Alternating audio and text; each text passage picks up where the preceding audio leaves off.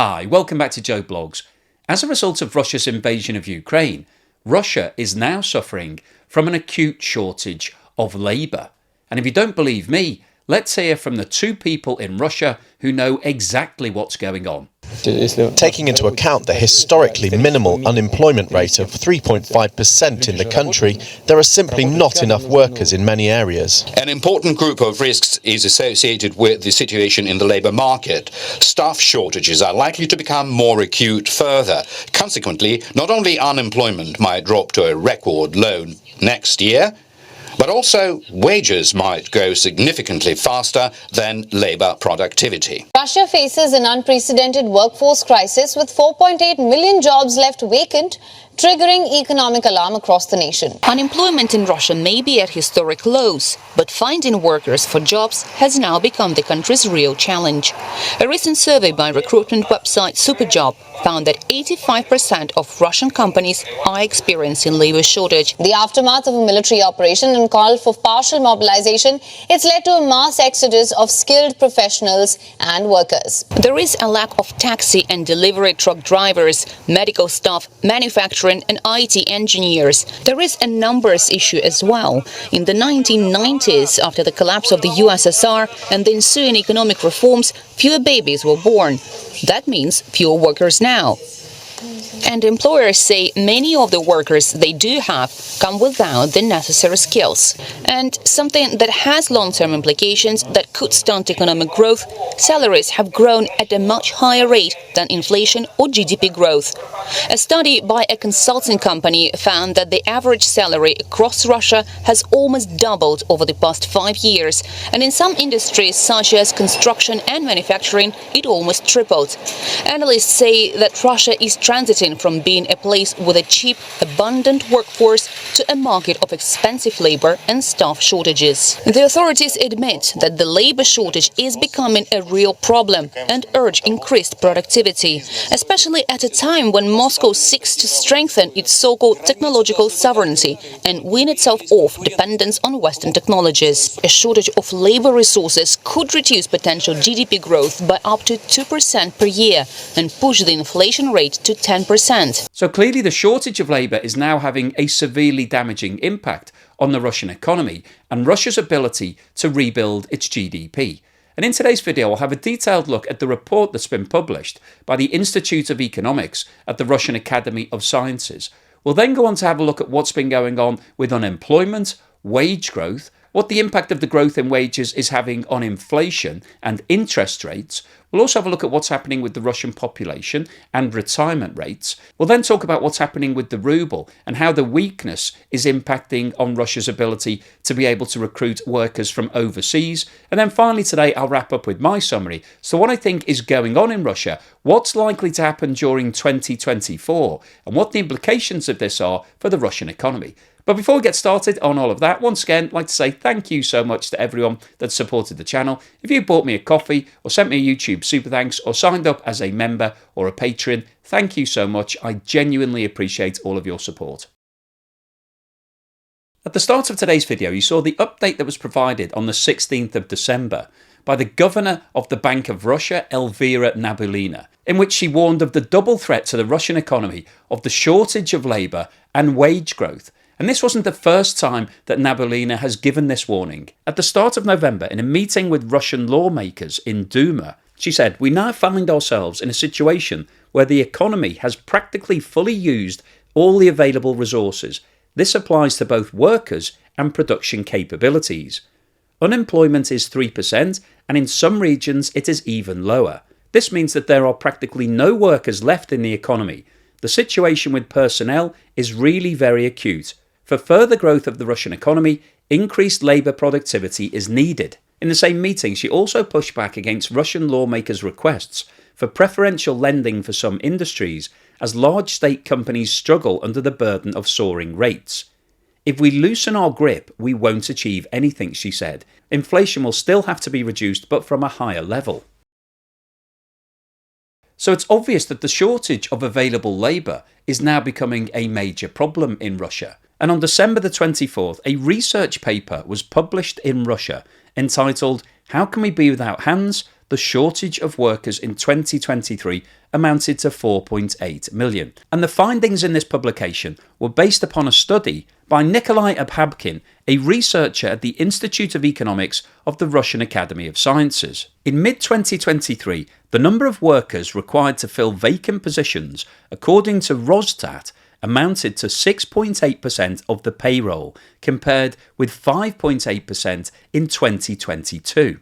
If we extend the data presented by Rosstat to the entire population of employed people, then the shortage of workers in 2023 will be approximately 4.8 million people. 91% of Russian companies report a shortage of personnel, with demand being especially high for salespeople, operators and drivers. There is also a shortage of representatives of blue-collar professionals, such as welders. The shortage of personnel is felt most severely in manufacturing, construction and transport. And as a result of this, companies are being forced to hire temporary employees, which increases their payroll costs. The impact of staff shortages on the economy has several manifestations. First of all is the inability to produce the required volume of goods and services, which is reflected in a decrease in GDP growth rates and accelerates inflation. There is also a sharp increase in wages, and the shortage of personnel makes it difficult to rebuild the economy under sanction restrictions. In 2024, the problem of labour shortage will most likely worsen in industries characterised by low wages, difficult conditions and geographical remoteness, and these factors acutely relate to jobs in agriculture, housing and construction. IT staff, engineers, machine operators and drivers will also be in greater demand. It's also expected in 2024 that there will be difficulties hiring blue-collar and engineering specialists, doctors, pharmacists, junior medical personnel and teachers. The degree of personnel shortage will depend on the rate of economic growth. Reducing the demand for labour is possible when businesses invest in new technologies and equipment. However, the current high costs of loans make it difficult to solve the problem in this way. The depreciation of the ruble against the dollar also becomes a factor that will exacerbate the shortage in personnel due to the reorientation of migrant workers to other countries.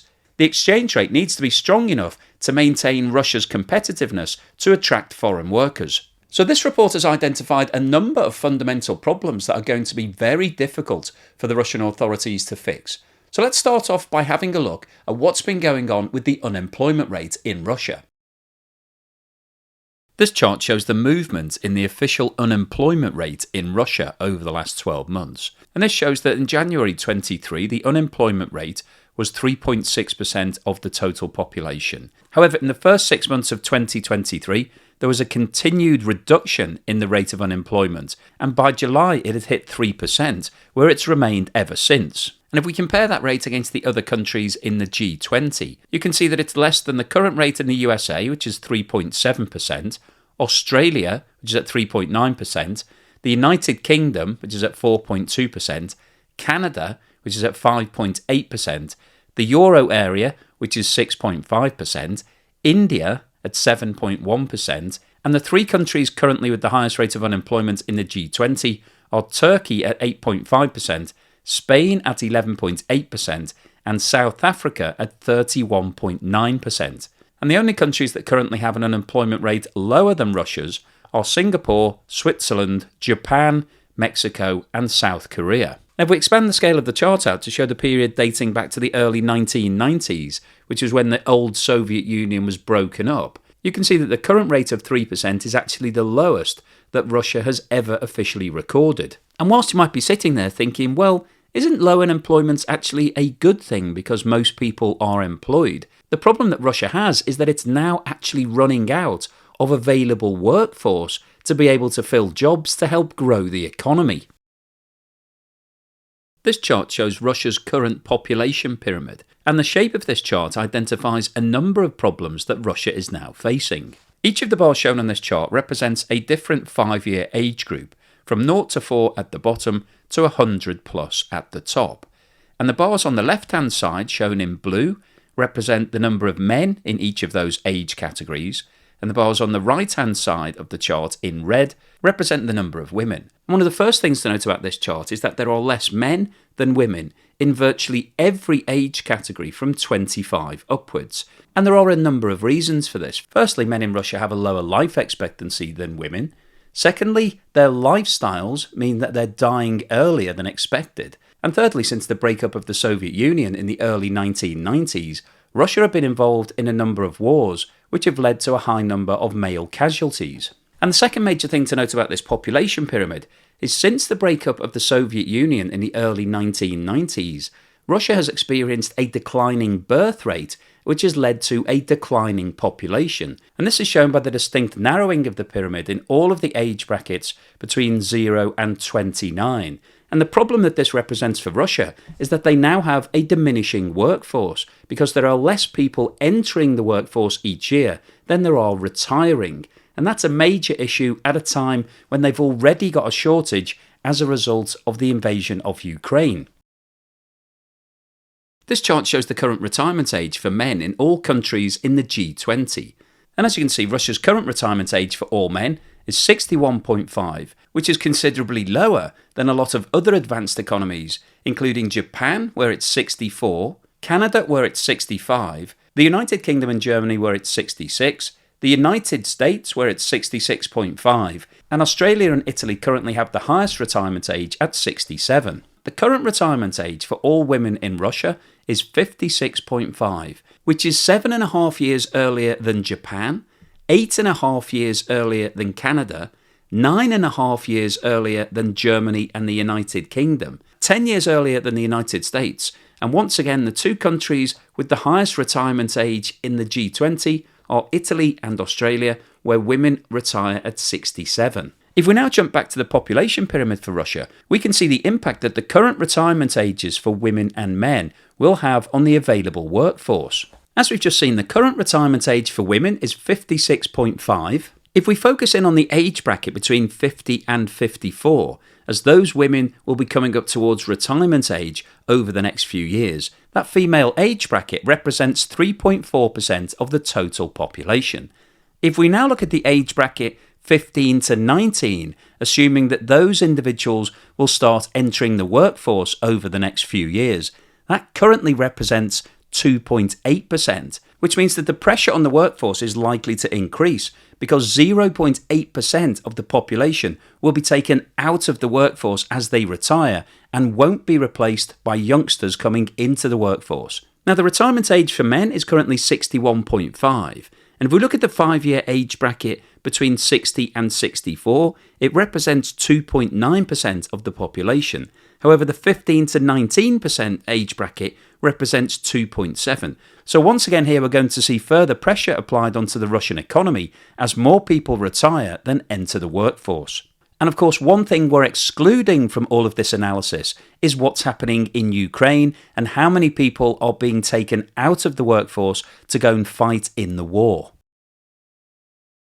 This chart shows the year-on-year increase in wages in Russia, dating back to the start of 2023. And what this shows is that at the start of 23, wage growth was increasing at a relatively low rate. However, from April onwards, as the shortage of labour started to kick in the Russian economy, wages started to increase at a rate far exceeding the official rate of inflation. The annual increase in wages rose above 10% in April, which was the fastest rate of increase that had been seen in Russia for more than 5 years. There was a further acceleration in the rate of increase to 13.3% in May. And in the second half of 2023, wages have been increasing by around 10%. And of course, one of the drivers for the increase in wages has been the shortfall in labour.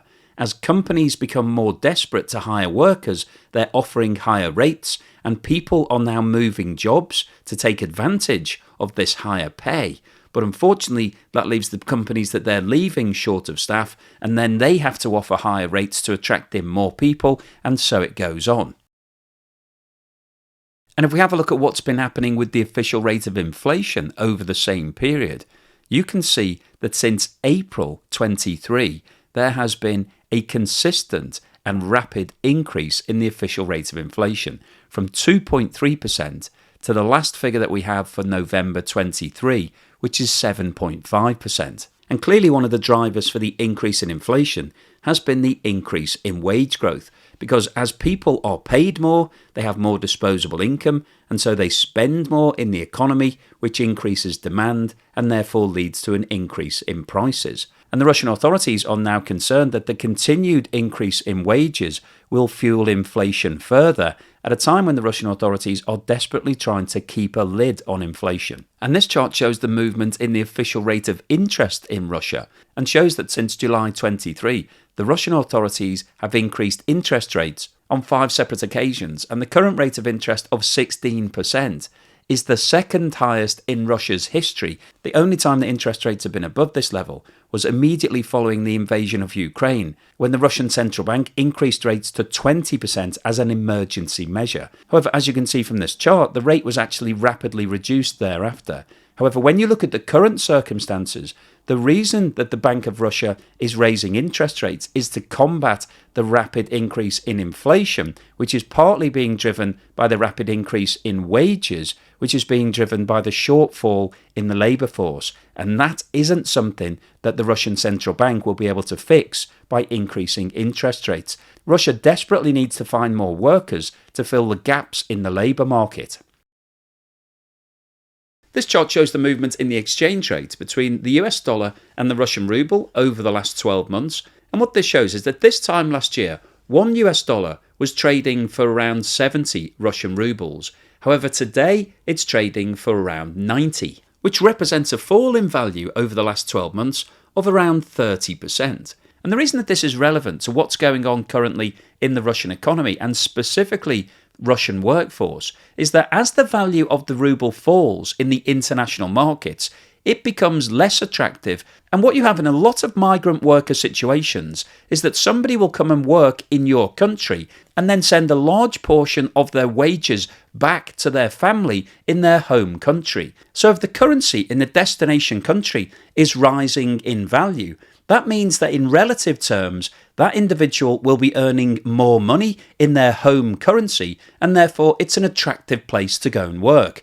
However, when the reverse applies, when the currency is falling in the destination country, it becomes a lot less attractive, because in relative terms, it means that the money that they're sending back to their home country is falling in value. And that's exactly the situation for Russia right now. Over the last 12 months, the value of the ruble has fallen by around 30% against most currencies. So that means that if you're a migrant worker being paid the same today as you were 12 months ago, the amount of money that you're sending home is around 30% less. And that means that Russia is now becoming less attractive both for people to move to, but also for the existing migrant labourers who've been there for a year or more. They may decide that actually it's time to move away from Russia and go to somewhere else where they can earn more in relative terms, in terms of their home currency and the money that they're sending home. So once again, what we're seeing here is that the long-term fall in the value of the ruble that's been seen since Russia's invasion of Ukraine is having a negative impact on the economy, because in this situation, it means that Russia is now less attractive to move to work and send money home. So what's the summary and conclusion today? Well, I wanted to post this video because I think what's happening with the Russian workforce is absolutely critical to what's going on in the Russian economy currently, but also Russia's ability to be able to rebuild its GDP. It needs people to fill the jobs so that the companies can earn profit and grow the profitability of Russia as a whole. And what we've seen in today's video is that there are now major problems. Firstly, as a result of Russia's invasion of Ukraine, around 1 million people decided that they no longer wanted to live in Russia. There was about 500,000 people disappeared from the country immediately following the invasion. And then when the mobilization was announced in August 2022, when President Putin stated that they needed to recruit another 300,000 people to send to the front line in Ukraine, it was reported that around 700,000 people decided that the risk of being conscripted was just too high and they wanted to go and live elsewhere. So Russia lost over 1 million people.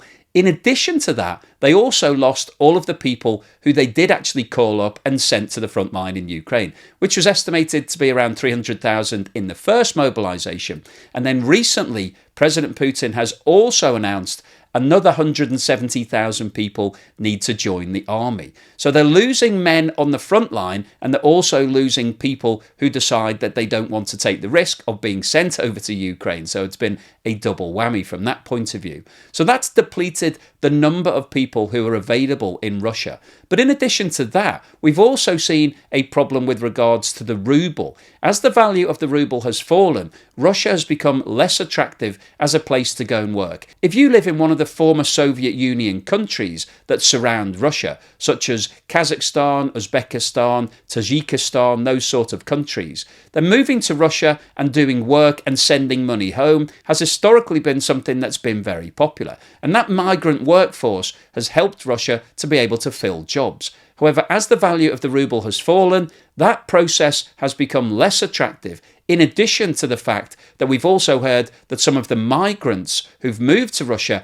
have been actually conscripted to go to the front line. So there's a double risk here. Firstly, you're risking not earning enough money. And secondly, which I think is the bigger risk here, is that if you go to Russia, there is a chance that you could be sent to Ukraine, and nobody really wants to do that. So Russia clearly has some short-term problems with regards to workforce, but it's also got some bigger issues with regards to what's been happening in Russia over the last 30 years. As we saw from the population pyramids earlier, after the breakup of the Soviet Union in the early 1990s, the birth rate in Russia fell significantly and hasn't really recovered. So what that means is that there are less people joining the workforce every single year because Russia has a declining population. And in addition to that, Russia also has some of the lowest retirement ages in the whole of the G20. And that means that people are being taken out of the workforce at a relatively early age. And Russia simply doesn't have enough young people who are coming through who are able to take up all of those jobs.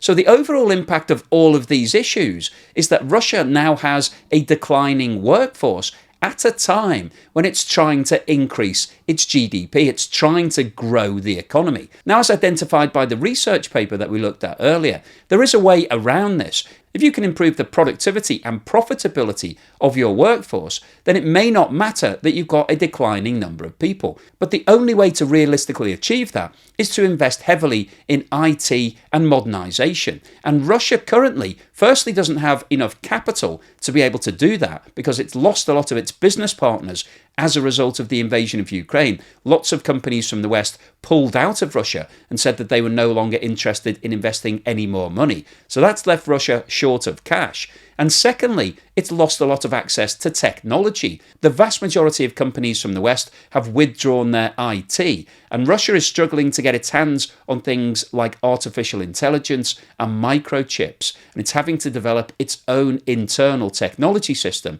But unfortunately, from Russia's point of view, it's been trying to do that since 2014, since the original round of sanctions were applied against it following the invasion of Crimea. And the IT industry in Russia hasn't made significant progress. So it's unlikely that it's going to be able to turn around productivity levels overnight through the development of IT, because it's actually going backwards in terms of what IT is available to it right now. So achieving growth in the economy in 2024 is going to be challenging from Russia's point of view. But worse than that, what we're also seeing is that wages have increased significantly as a result of the shortage. The companies that need to hire people are offering higher salaries, and the employees in Russia are taking that money and they are then spending it in the economy, which is driving up inflation. And in order to combat inflation, the Bank of Russia has increased interest rates significantly to 16%.